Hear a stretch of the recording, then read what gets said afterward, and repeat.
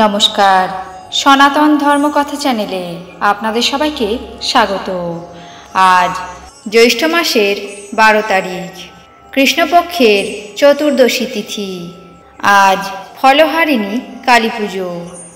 জেনে নেব এই ফলহারিণী ব্রতের নিয়ম এবং মাহাত্ম্য। প্রতি বছর জ্যৈষ্ঠ মাসের অমাবস্যা তিথিতে ফলহারিণী রূপে পূজিতা হন মা কালী।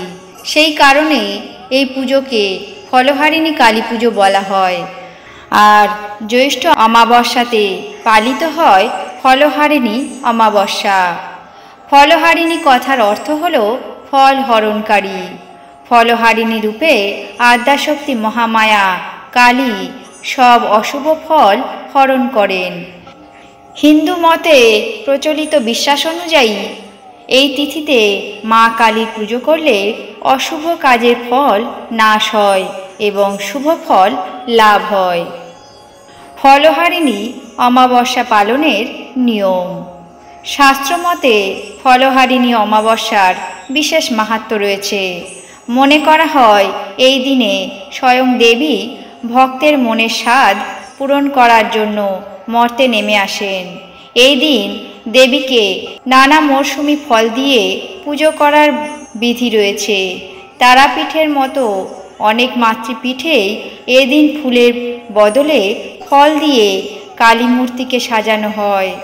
ফলহারিণী কালী পুজোয় মনের ইচ্ছে পূরণ করার জন্য বিশেষ পুজো করা হয়।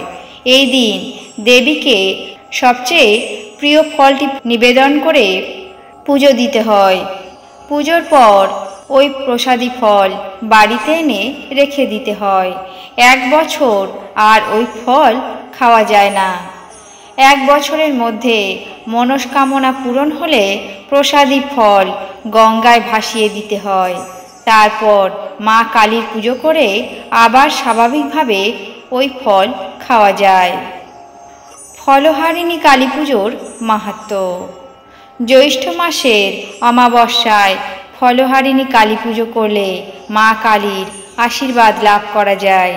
এই দিন মায়ের আরাধনা করলে অর্থ লাভ হয়, যশ লাভ হয়, পেশাগত জীবনে উন্নতি হয়, সংসারে সুখ শান্তি বজায় থাকে। ফলহারিণী কালী পুজো করলে বিদ্যা লাভের পথে যে সকল বাধা আসে তা দূর হয়।